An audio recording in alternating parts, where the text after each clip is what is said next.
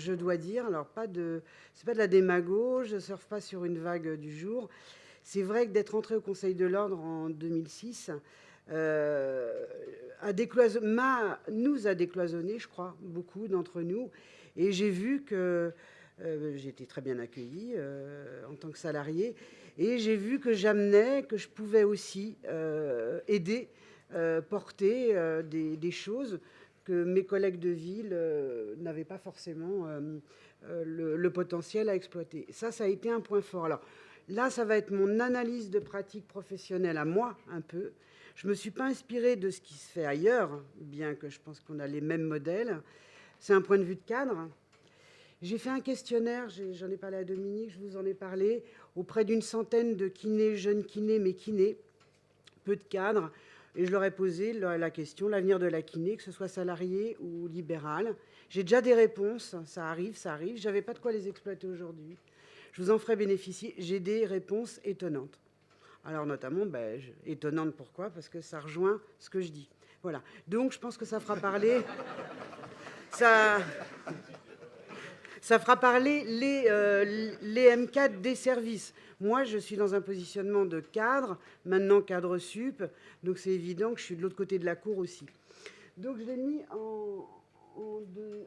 Ouais, non, avant il y avait le levier professionnel, ça me paraissait pas mal. Donc oui, je pense que vraiment l'hôpital est pour la profession un levier. Hein, c'est au sens vrai du terme. Il l'a été, moi je l'ai connu quand j'ai démarré, il l'est encore, et je pense qu'il doit continuer à l'être. C'est la représentation de la profession. Souvent, c'est là que les patients découvrent les kinésithérapeutes, c'est à l'hôpital. C'est là que les médecins et les kinés se rencontrent, ou avec d'autres, et c'est le lieu, on va le voir, de formation. Donc je pense que c'est un point fort. Il ne faut pas le perdre, même si on est toujours sur 20-80, je pense, à peu près, par rapport à ce que disait M. Evin. Donc la reconnaissance, j'ai fait 3 thématiques. Donc pour moi, l'hôpital, elle est reconnue, même si, je vous dis, la dernière fois, on avait une grande commission, on a été oublié, mais elle est reconnue. Hein, c'est là où on forme que nos jeunes étudiants, ou les vieux d'ailleurs, font leur pratique. On existe sous forme, ce qui est récent, entre guillemets, je pense que partout en France, La Réunion, je ne sais pas, mais si, des services transversaux. On est une entité de service. Il n'y a plus le kiné du professeur, le kiné de... Voilà. On est une entité de service. Excusez-moi, on est sur le modèle médical. Ce n'est pas acheté non plus. Il n'y a pas d'autres professionnels paramédicaux dans un hôpital qui ont leur service. Voilà. Bon, la diète, c'est pas des soignants vraiment, hein, donc voilà. Donc, ce sont des prestataires comme autres, mais nous, on est comme ça. C'est le lieu des compétences, c'est évident. Hein. Alors, j'ai cité le décret, il y a la coquille. Non, c'est bien, merci, j'avais mis 2004. Ce fameux décret que j'ai, qui est très difficilement applicable, mais il avait le mérite de mettre les compétences du kiné en nécessité, en obligation presque. On tend à le respecter. Je sais qu'il y a notamment à la paix, ils le respectent beaucoup plus que nous dans les intercos, mais ils ont peut-être eu un peu plus de moyens. C'est un autre débat. Donc, on a tous été, alors Gilles, tu dois le savoir, piloter les formations gestes et postures qui regroupent l'ergo. Moi, personnellement, si M. Evin était encore là, il a fait un plan de prévention des TMS sur l'Île-de-France, avec un concept assez sympa, mais je pense que Gilles a dû l'inspirer, sur le tenir compte du patient. Enfin, je ne suis pas là pour développer ça aujourd'hui, mais mon directeur général, il a confié ça à Mme Préto en termes de coordination. Je ne suis pas le formateur préventeur. Pour lui, c'était une évidence, c'est ce qu'il m'a dit. Bon, écoutez, tant qu'on en... je peux pas vous dire, je vous dis honnêtement qu'à la direction des soins, je ne me suis pas fait des nouvelles amies. Elles auraient bien aimé récupérer le projet. Bon. Les collaborations, alors je vous dis, je vous parle de ce que je sais. L'AREA, c'est évident, je suis. Les réanimateurs ont, là c'est pas du ressenti, hein, je vais pas, mais ont un comportement avec les kinésithérapeutes, comme on va retrouver avec les chirurgiens orthopédiques. J'ai la chance d'avoir un service d'orthopédie de qualité.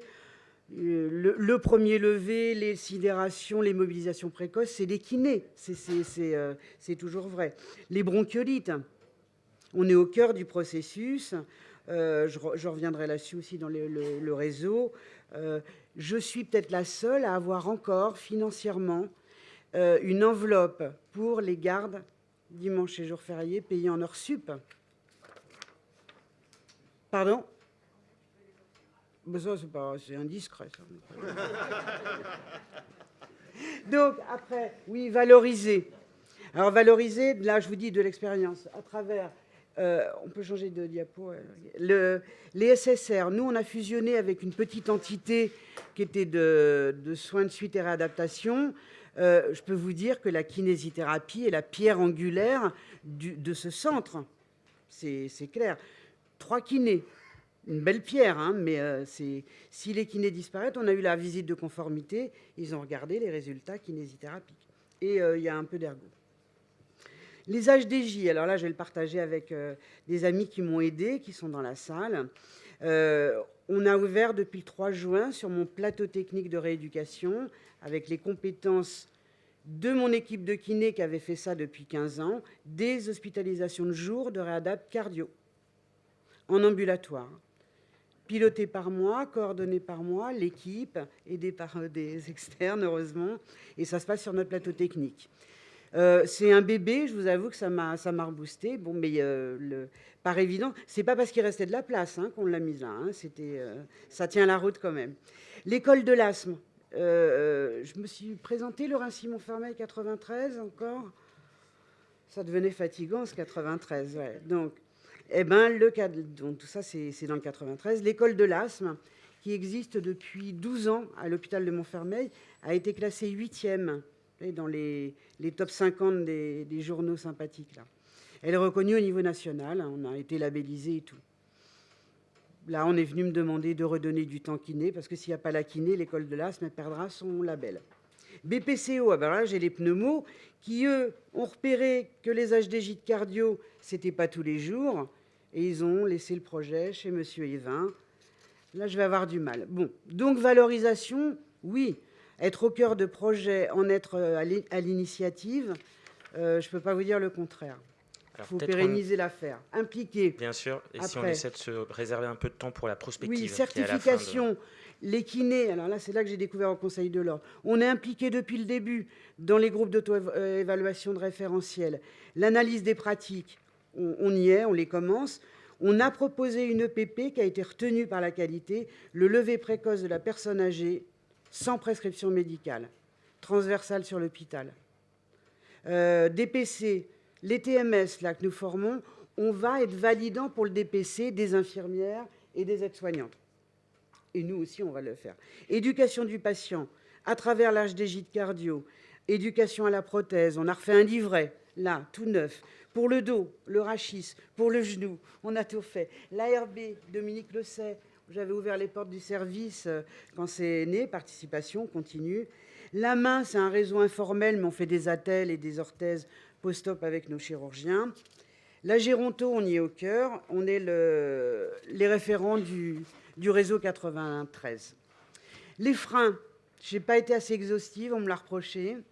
Il y en a à dire. L'effectif, il a toujours été faible, comme la profession, mais dans les hôpitaux. On tient quand même la boutique avec 8 personnes, ou 10. Bon, ça diminue, ça va être de plus en plus difficile. Le nerf de la guerre, c'est la rémunération, ce n'est pas la motivation. Le tutorat, ça se décline, il est problématique, l'effectif, et c'est chronophage, et ça va l'être de plus en plus. Et la DMS, cette foutue DMS qui, nous, vous voyez, on parle beaucoup. Alors, la durée de séjour qui est raccourcie, les kinés, ils ont du mal à mettre leur technique spécifique et pertinente. Ça, c'est là que j'ai vu, dans mon expérience, le petit déclin salarié de la kiné. S'il y a un moment donné, c'est quand on nous a vraiment traqué sur la DMS. Les prospectives, il faut déléguer les soins. Alors, je dis être kiné, il y a peut-être d'autres. Au niveau sémantique, ce n'est pas un problème. Il faut le faire. C'est ce qui nous fera grandir. C'est ce qui va arrêter de réduire nos soins. J'ai rien contre la marche, c'est ce qui fait qu'on est vivant. J'ai rien contre les transferts, c'est ça. On sort du lit, mais non d'une pipe. L'ergonomie, on a d'autres choses à développer. Et ça, on peut le déléguer à d'autres personnes. Et je peux vous dire qu'il y en a des jeunes motivés qui n'ont pas de qualification et qui demandent qu'à apprendre. La formation intra, c'est de qualité aussi. faut les reconnaître, les spécialités, elles existent, qu'on arrête de dire « oui, j'ai des kinés ». Moi-même, j'affecte mes kinés en fonction de leur niveau, alors pas d'expertise, mais de spécialité. Il faut évoluer. Qu'est-ce que j'ai mis? Oui, le niveau. On fait des choses dans les services, on n'est même pas capable de l'écrire. Alors, il faut écrire, c'est la publication, on démarre par ça, et là, on pourra passer dans un niveau de recherche. Et j'invite tout le monde à écrire. C'est la prose, on en fait sans le savoir, il faut écrire. Là, on va pouvoir définir nos niveaux de recherche, d'expertise, tout ce qu'on veut, le proposer à nos jeunes, et on modèle médical, et là, je le revendique, c'est d'un niveau d'externe, d'interne, de clinica, de master. Et voilà, on va grandir. Même un interco, je suis un interco, je ne l'ai pas dit, du 93. Voilà. Et puis la prescription, je l'ai partagée avec Dominique, c'est pour ça que je me suis permis de le dire. Vraiment, il faut la repenser, il faut la redéfinir. Elle nous gêne, c'est un frein. C'est nous qui donnons nos niveaux de compétences aux médecins. Je refuse, j'ai été suivie par la CME, ça va sûrement être acté. Je ne voudrais plus de prescription d'internes. Voilà, ils ne sont pas taisés.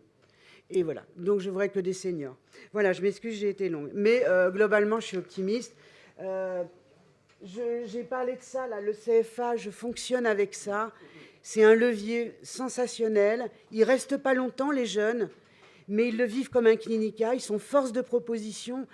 Ils me font des projets sympas, notamment sur l'HDJ. C'est une très bonne piste. Je le fais avec l'école où j'enseigne un tout petit peu. Les pré-recrutements, qui sont une formule alternative, peut-être moins investie, c'est sûr. Mais voilà, ça permet de payer les études, ça fait des bourses. Voilà, c'est une solution. La fonction publique est là pour ça aussi. Merci beaucoup.